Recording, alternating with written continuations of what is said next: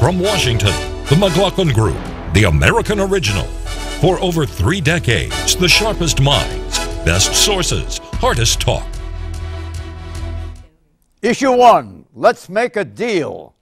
We hear some members who pushed for the shutdown say they were doing it to save the American economy. But nothing has done more to undermine our economy these past 3 years than the kind of tactics that create these manufactured crises. Republicans remain determined to repeal this terrible law. But for today, the relief we hope for is to reopen the government, avoid default, and protect the historic cuts we achieved under the Budget Control Act. This is far less than many of us had hoped for, frankly, but it's far better than what some had sought. Congress and the White House brokered a deal this week to simultaneously end the 3-week-long government shutdown and extend the debt ceiling beyond its $16.7 trillion limit. The budget standoff began September 23 when Republican Senator Ted Cruz took the floor in a 21-hour filibuster over Obamacare. I do not like green eggs and ham. I do not like them. Sam, I am. Cruz was backed up by conservatives in the House of Representatives who insisted on delaying the Affordable Care Act's mandate for individuals to buy health insurance. Last week, House Speaker John Boehner broke the deadlock by offering President Obama a deal. 6 days of negotiations later, the White House and Congress reached an interim agreement. The federal government is back in operation until January 15 of next year. The debt ceiling is extended until February 7th of next year. A joint House-Senate Budget Conference Committee chaired by House Republican Paul Ryan and Senate Democrat Patty Murray will negotiate a new federal budget. Question, is the real horse trading about to begin on automatic spending cuts, potential tax increases, another debt ceiling increase, and Obamacare? Or, 10 weeks from now, will there be a New Year's sequel to this month's government shutdown and almost debt default? The horse trading is about to begin, and it's going to begin. The irony is now Ted Cruz has won, because now the Republican leadership is going to be in the position of trying to get concessions on Obamacare. Paul Ryan's obviously going to try to get cuts to Medicare, and Social Security and the entitlements, and they're going to look to save sequestration. So the Republicans are now singing from the playbook that it was previously only backbencher Ted Cruz singing from. The question is there anything they can give the Democrats to make this happen? And, I think there is. Ellen. Ted Cruz won in a very small universe, and that's the true believers. The Republican Party has been so tarnished by the events of the last several weeks that the remaining moderates, the traditionalists, the establishment, the Wall Street backers are rising up against Ted Cruz and the minority of Tea Party people that brought us to this position. And I think Mitch McConnell has already said we're not going to default again, we're not going to use the government shutdown. And so I think the expectations for any kind of real deal coming out of the talks are very low, which is why they might succeed. They may adjust some of the sequestration so that people can allocate where the cuts are a little more evenly. I think there's some hope that the fever is broken. The election did nothing to push back the Republican zeal to overturn Obamacare. But the events of the last couple of weeks and the poll numbers may have Republicans thinking long and hard about whether they ever try to use this tactic again. David Rennie. I think as long as we keep talking about who is winning and losing inside the Washington bubble, we're all doomed. We know, everyone knows what needs to be done. There are some areas of spending that really need to be addressed in the long term to do with, Social Security for the elderly, healthcare for the elderly, these gigantic things. And Ted Cruz and his sort, they haven't touched this stuff. They don't want to talk about this stuff. And the spending cuts that we've seen so far, the automatic spending cuts, they don't touch that spending. They touch the wrong sort of spending, the discretionary spending, things like medical research. So we've spent this entirely fruitless year of squabbling. If now this exercise leads us to start looking at the right spending cuts, things that Paul Ryan has written about in the past, has talked about in the past, then America might get something out of this. But really, to talk about who's winning and losing in Washington is the wrong approach. Mark. Well, if this is a victory, it looks to me like it's a defeat. I just don't see the Republicans gaining. I certainly don't see the Democrats gaining much, although I do think in the political terms, the president came out better than we would have thought at the beginning. But if he had a personal victory, the country had a huge loss, because we have undermined the confidence of the entire world's financial system in the political decision-making of the United States, which is going to affect the ability that we have had. We now have almost $6 trillion of foreign money invested in American paper, which enables us to borrow money at much lower rates. This is going to have a huge effect on the United States and it as basically the repository of the world's wealth. And we're not over this yet. This is going to last for a while until there is a greater confidence in the political decision-making of the American government that is willing to jeopardize our credit that is so critical to the United States. Okay, new news is old news. Summer 2011, 2+ years ago. Histrionic headlines and news stories warned of the catastrophic consequences of a U.S. default on the debt. Interest rates would rise astronomically. The dollar would shed its reserve currency status.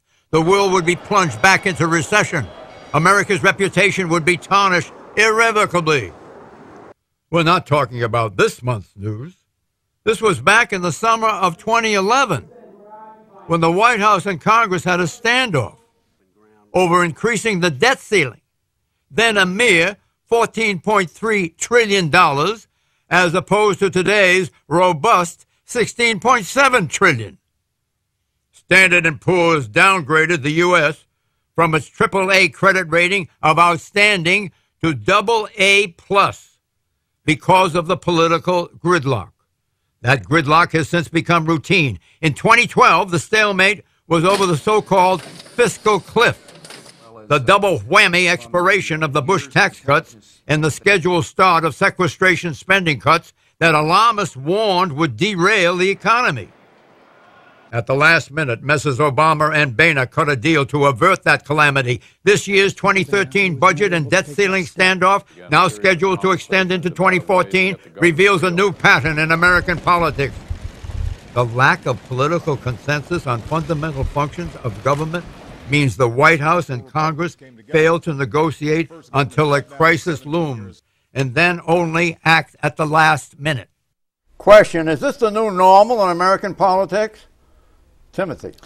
The reason that it is the new normal isn't that the parties are that separated ideologically. It's that the nature of politics have changed because of technology, because of super PACs, these giant groups that can go out and fund. So the party leaders don't have the control they used to have.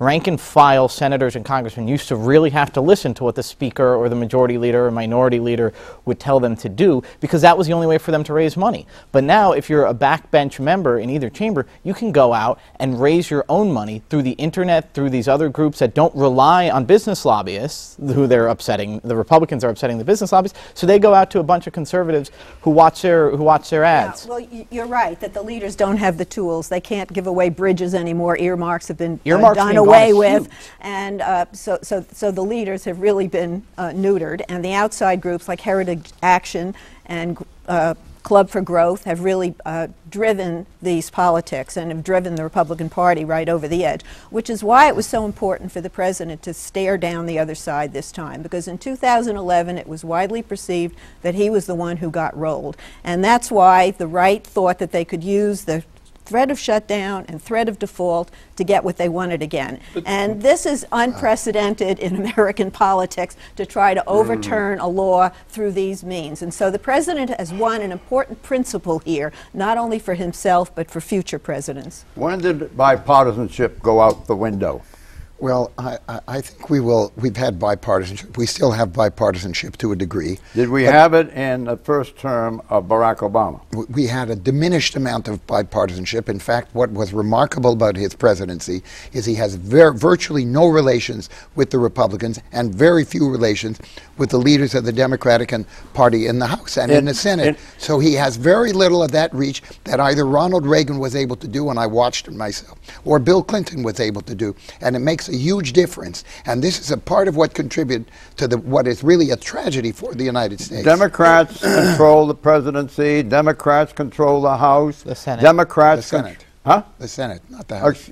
The Republicans control I'm that. talking about the first term. Oh, the first term. The first term. Democrats control the Senate and the House. They Right. control the whole world. Right. They froze out the Republicans, did they not? That is true. No. That is exactly the They way the didn't Republicans... freeze out Let him finish. Let him finish. Let me put it this way. The Republicans certainly felt that way, even if other people didn't feel that way. The Republicans ended up in a very Obama told the hostile... leadership, take a back seat. Right. You remember that? Absolutely. You know, if you want to let in another side here, remember a decision made early on by the Republicans that they were not going to cooperate with anything this president has done. And that was a decision made, and now they have exalted the Tea Party, the radicals within their own midst, and now they're having trouble controlling them. The Republican Party is cracking up here. This is not, the Democrats are unified. The president has been in the foxhole with the Democrats the last 2 weeks. There's been plenty of bonding going on, Mort. Don't worry about that anymore. Don't worry about it. And he's talked about the quote, responsible Republicans, and you've had the Republicans in the Senate coming over to the White House trying to figure out what they're going to do to contain, control, rein in, whatever expression you want to use. This is a president who wouldn't negotiate. This president would not negotiate with Boehner. He refused to negotiate. Correct. When last time a president did that? Not into my memory. I recall Speaker Boehner saying, I'm you're not getting going emotional. to Even your voice is affected. Yeah, well, I mean, if my voice were strong, I would be even more powerful. How is this whole thing playing in Peoria? Seriously.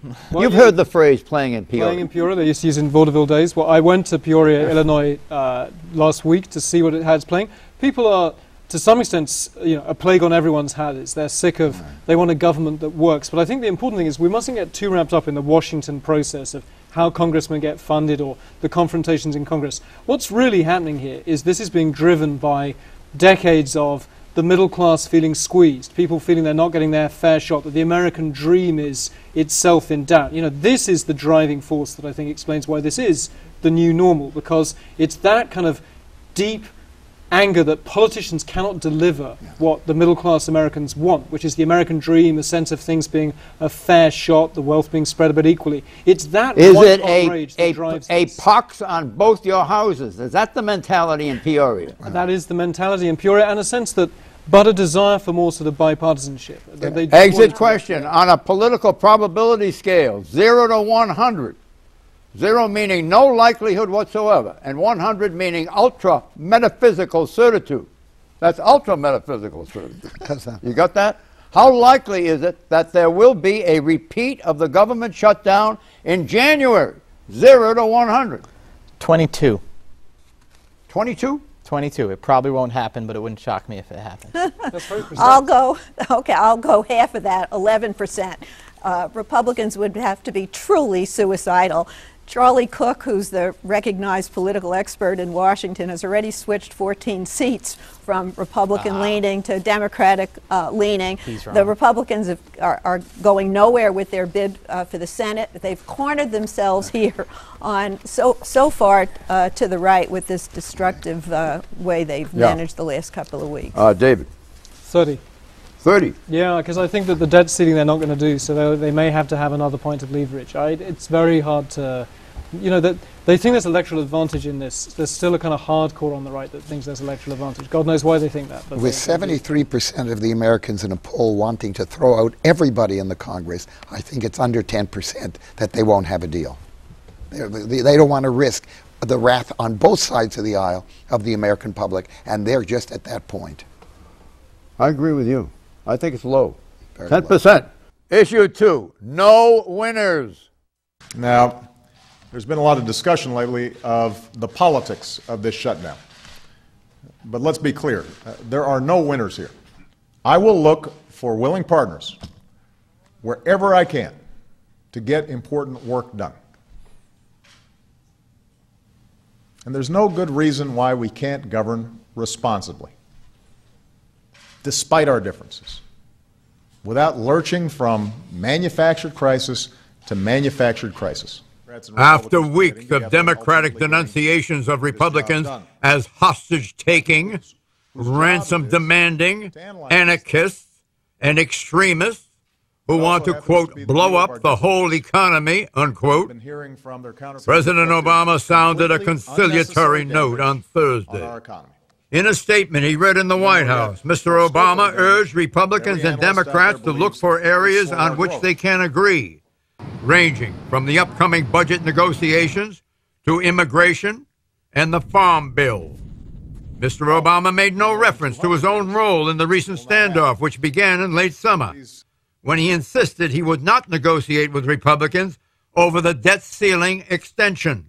Nor did he mention his role in the government shutdown, which centered on his refusal to negotiate with Republicans over a one-year exemption for individuals to purchase insurance under the Affordable Care Act, despite Mr. Obama's recent one-year exemption for businesses from their mandate to provide insurance. Close observers of the recent standoff are wondering whether the entire crisis could have been averted if Mr. Obama had sounded this conciliatory tone 2 months ago, when the battle lines were forming.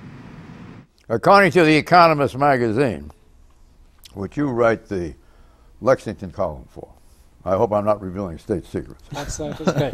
Obama's approval rating climbed to 56%, and his disapproval rating 56%, and his approval rating dropped to 42% during the standoff. Is this an incentive for Obama to negotiate with the Republicans? You've got to hope so. Why doesn't he call their bluff? They want long-term deficit reduction. He should put some things on the table that he's willing to do in the past. We've seen this. But if you want to talk about winners and losers, I think we don't want to forget the international side of this. And there was a huge loser from this, which is America around the world. Where was President Obama supposed to be as this kicked off? He was supposed to be on a really important tour of Asia. You have the Asian allies very worried about the rise of China, a country where I used to be posted, wanting to see American warships, America playing its role as a free trade referee. Obama was going to go and reassure the Asian allies that he's made this pivot to Asia, he's going to be there, and then he couldn't even turn up because his own domestic politics was so dysfunctional. I was in the White House for some interviews as the passports came back from the travel office for all the guys who were supposed to be on the Asia trip, handing out the American passports because they were grounded in Washington as I sat in the National Security Council. That's a really horrible thing to see if you want to see America play a big role in the world. Well, there are huge opportunity losses here, and $24 billion has been attached just to the shutdown alone. And you've got the Chinese, or we've got a friendly competition with them. They would like to have their currency be the main currency of the world, and you're going to see some people beginning to take that seriously. So, I agree that there are no real winners here, and the loss of faith and confidence in America and how we can govern ourselves for the party, for Democrats who believe that government helps people and want government to work, there's a loss here as well. But the president has put some things on the table. But the Republicans refuse to put any revenue on the table. That is the crux of this once again. If they will go for some loophole closing or whatever they want to call it, then you got the makings of a real deal. What do you think of that $24 billion figure you just heard? Well, there is some truth to that, but I would... That's what this cost us. Well, in terms of the economy growing at a lower rate because of all the things that were suspended while the government was shut down, and there is absolutely some... Is that amelioratory, your explanation? No, it's not amelioratory, because what I'm going to repeat this over and over again. We have a government that works primarily under presidential leadership. It was completely absent in this particular crisis. But the president would literally not negotiate with Boehner. Okay, Boehner made that very public and was very upset about it. He has no relationships with the Republicans in the House or indeed in the Senate. He has no relationships indeed with the Democrat leadership of the House. That is absolutely critical to having the quiet kind of negotiations and private negotiations that has produced a lot of deals in the past. Excuse me, let me finish. This is something which I know from direct... Let him finish. Repetition does not diminish the prayer. If Go ahead. Okay. And that, for anybody who's been involved in negotiations, knows how critical that is. That leadership is there. As I said, Clinton had it, Reagan had it, this guy does not have it, and everybody in Washington knows that. And the call for bipartisanship sometimes just grates on my ears, because what are those things things that there's bipartisan agreement on that Obama's talking about, a farm bill, this is a bunch of pork and corporate welfare that a lot of people, this is the sort of thing that a lot of people on the right and left are getting really fed up about. On immigration, there's a big popular sort of business view of what they want from immigration, and that's what would end up passing, which is bringing in a ton of low-skilled laborers. That does not help the middle class. That does not help the out-of-work working class. That is a very narrow viewpoint. Both these bills passed with large majorities in the Senate. Now, that doesn't mean that there's majority popular support. No, they can be fixed. They can be made better, but you don't just halt everything. And to lay this all and say it's all the president's leadership, how can you look at John Boehner and the way he has been kowtowing to a small minority of his caucus and say, oh, if the president had negotiated with him, he only wanted to negotiate if he could get what he wanted. And the president, again, he stood his ground this time, and he really did put the foundation on an important principle that you can't use hostage taking. And yes, that's a common term that a lot of people believe is accurate. He's the only elected official that represents all of the people. Right. John Boehner represents his principal constituents, all of them, of course, but he's a Republican. Likewise, it applies to. So what's the point? John Boehner is the Speaker of the House. The point is that Obama has to represent all the people. Well, John Boehner is Speaker of the House, all of the members of the House. He refused to put the measure on the floor that eventually did get a resounding majority with all 200 Democrats and 87 Republicans. He's identifiably a Republican leader. You cannot compare the President of the United States with the Speaker of the House. The President is the leader of this country. Correct. Everybody looks to him for leadership, including both houses of Congress. He's the only one, excuse me, who's been able to do this in the past, and this man has failed to do it in the present. Speaker of the House is third in succession to the presidency. We're all aware of that. Right, and as the president said the other day, if you want to object, go win an election, go make your point, but don't try to break the government that our forebears spent 200 years The leader of the Senate is a man by the name of Reid, and he's a Democrat. Right. And he acts like a Democrat. Does he ever? But he nevertheless can handle a bipartisan group. That's right. The Senate has But the president must represent all of the people. Issue 3, Brazilian wax NSA. Another week. Another story about the NSA, that's National Security Agency, spying. On Tuesday, Jeff Bezos' Washington Post revealed that the NSA is quote-unquote harvesting hundreds of millions of personal email contact lists of many Americans and non-Americans around the world, adding up to a quote-unquote sizable fraction of the world's email and instant messaging accounts, unquote. What will the NSA do with that data? The agency will search for personal connections. The NSA will map relationships among those it targets. Unsurprisingly, this last revelation, plus the revelations prior to it, has angered U.S. allies, notably Brazil. When the world's dignitaries assembled at the United Nations General Assembly 3.5 weeks ago, Brazilian President Dilma Rousseff took the podium and chastised the U.S. for spying on its neighbors, in particular Brazil's politicians and its companies, charging the NSA with economic espionage. Meddling in such a manner in the life and affairs of other countries is a breach of international law, and as such it is an affrontment to the principles that should otherwise govern relations among countries, especially among friendly nations. Madame Rousseff was so irked by the operations of the NSA that she canceled the scheduled state dinner the White House was to have thrown in Brazil's honor, one of the top affairs the U.S. can bestow on a global partner. Rousseff was incensed after a report that Rousseff's own communications and that of her top advisors had been targeted by the NSA. So was Brazil's top oil company, Petrobras. The allegations all stem from the trove of NSA documents leaked to the press by former NSA contractor Edward Snowden, now living in exile in Russia.